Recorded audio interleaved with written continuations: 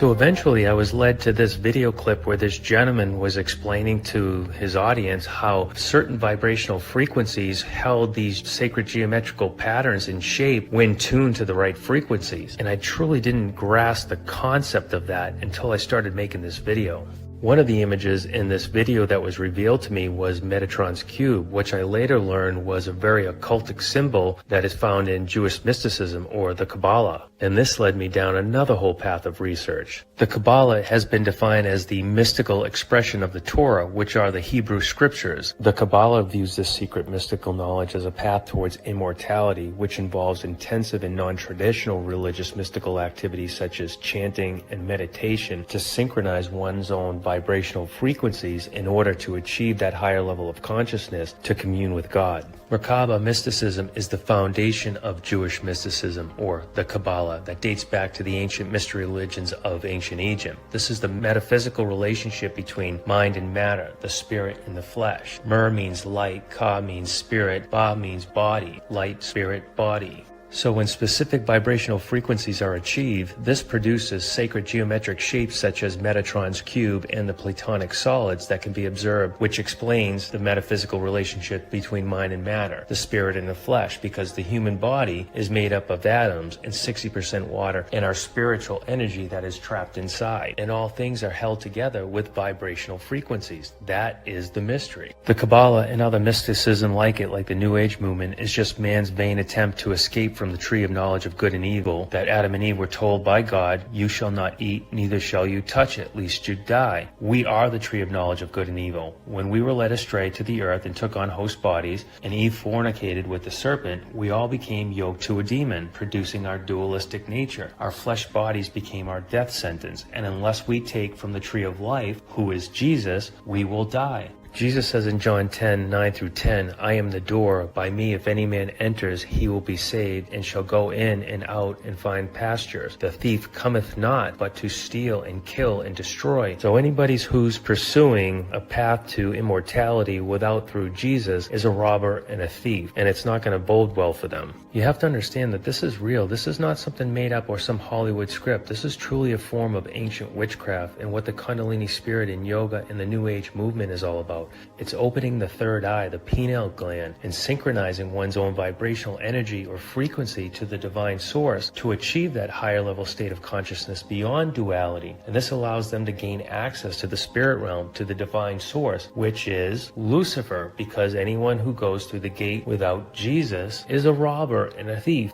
Throughout the centuries, rabbinic sages have sought to duplicate the experience of Ezekiel's vision of God's throne, described as the wheels within the wheels carried by 4 living creatures in Ezekiel 1. But unlike Ezekiel's experience, which was initiated by God, the mystics of the Kabbalists use occult methods to achieve union with the divine source, apart from having Jesus Christ. And this is known as Merkaba mysticism, symbolized by the Sephirot tree and the 6-pointed star, also known as Metatron's cube.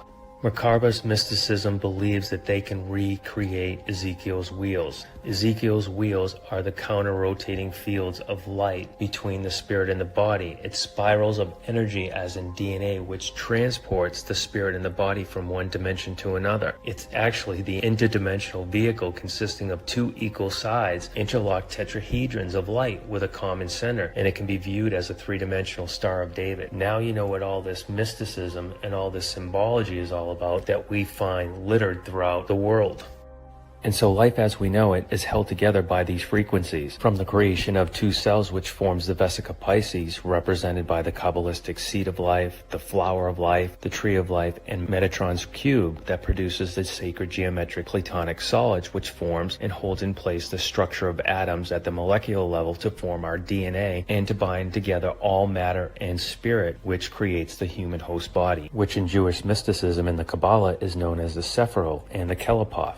The Sephiroth is the good spark from God, and the Kelepoth, which translates into a peel, shell, or husk, is the human host body, which houses the essence of evil or impure spiritual forces in Jewish mysticism. It's the polar opposite of the holy Seraphoth. It's the realm of evil, also termed as the Sitra Achra. This is literally the tree of knowledge of good and evil. This is the twin system inside of us, the good and the evil, the yin and the yang, the two opposing male and female energy that the Lord God is going to take vengeance on and burn it all, because we were never meant to take on flesh bodies. This is why Jesus says in Galatians 5:17 that the flesh is in opposition to the spirit. The serpent, who is the prince of the power of the air, he is able to see into every human host body, and it's through his frequency that our spiritual energy is slowly being transmuted from an angel to a demon, from male energy to female energy, represented by this metaphysical transmutation circle, which is our flesh. Because God's energy is male, we pray to our Father. This is what is meant in Ephesians 6:12, where it says, we wrestle not against flesh and blood, but against the principalities, against the powers, against the rulers of the darkness of this world, against the spiritual wickedness in high places. Because this is a spiritual battle that's going on inside of us.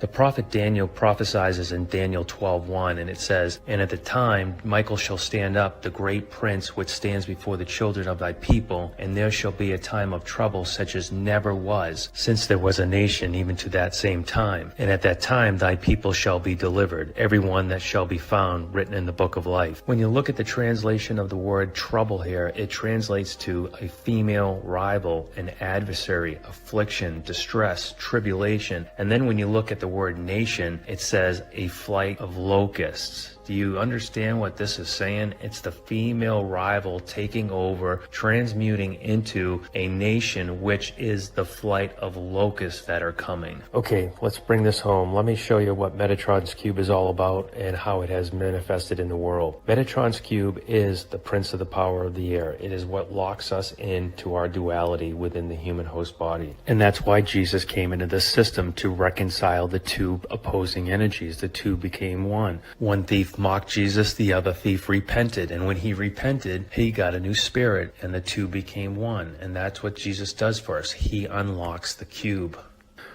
Similar to what we discussed earlier in the video, Kabbalists believe that there is a divine spark from God within every person of creation. The Kabbalist believes that the Messiah himself also fell into the abyss, and that he too is exiled and will be released from the pit when a critical mass or a spark will be a calling for him to come forth into the earth. Now you know what CERN is all about. They are trying to open up the pit, and now you know what that image of that Illuminati ceremonial mass that appeared in the image of CERN provided by CERN themselves was all about. It is them trying to open up this pit and bring forth the Messiah at the right time. And their Messiah is none other than the fallen angel Metatron, and through rabbinic writings is identified as Yeshua, not our Yeshua, Jesus Christ, their false Yeshua, whose primary role is to act as the mediator and carry their prayers to Jehovah, which is the supreme God, El. But because they have not believed in Jesus Christ, their El, their Jehovah, is Lucifer. And that's why Lucifer, who is Satan, who is the deceiver of the whole world, masquerades like an angel of light. He has deceived the whole world, and these people are the most deceived. Isn't it interesting how they have Shiva outside the building of CERN, and Shiva just happens to stand for the supreme God? You cannot make this stuff up. And now we know what visual evidence to look for. We see Metatron's cube symbology, otherwise known as Saturn's cube, manifesting in plain sight all around the world. You see Metatron's cube symbology in Amazon, Gateway Computers, Nintendo Cube game. It's in movies like Hellraiser, the Rubik's Cube, Boston Logan National Airport, Australia, Denmark, Manhattan, Santa Ana. It's the symbology for the religion of Islam. It's in D-Wave Computer, which is another whole video in itself. But let's just listen to the founder of D-Wave Computer talk about it for a little bit. But science has reached the point now where we can build machines that exploit those other worlds. And quantum computers are perhaps the most exciting of all of these that we have within, or almost within, our grasp right now. So if you have the opportunity to stand next to one of these machines, it is an awe-inspiring thing, at least for me. It feels like an altar to an alien god. They really are impressive machines. An altar to an alien god. There it is, guys. The founder of D-Wave Computing telling you where he got this technology. They're accessing another dimension, other spiritual or fallen angels from a different dimension. That reminds me of Revelation 13:15. And the second beast was able to give breath to the image of the first beast so that the image could speak and cause all who refused to worship it be killed. This is artificial intelligence, guys. This is D-Wave Computing. And here's an image of a fake Jew wearing a black cube that's described in Revelation 2:9, where it says, I know your affliction and your poverty. Though you are rich, I am aware of the slander of those who falsely claim to be Jews, but are in fact of the synagogue of Satan. And probably the most in-your-face type of mockery is the Satan's Cube at the 9/11 Memorial at Ground Zero in New York City. There's a light cube on the surface and a dark inverted cube going into the ground representing the angel of the bottomless pit. As above, so below, the light and the dark. And in case you haven't made the connection to 9/11 yet, let me spell it out for you.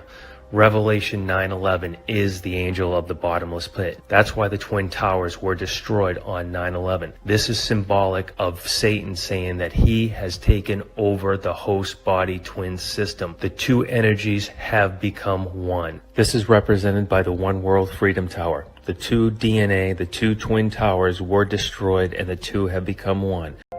I found this illustration that explains it best. You take a cube, you turn it until it looks like a hexagon, then you draw a star of Remphan, then you add some points, it will equal 10 points, and then you get the Sephiroth tree.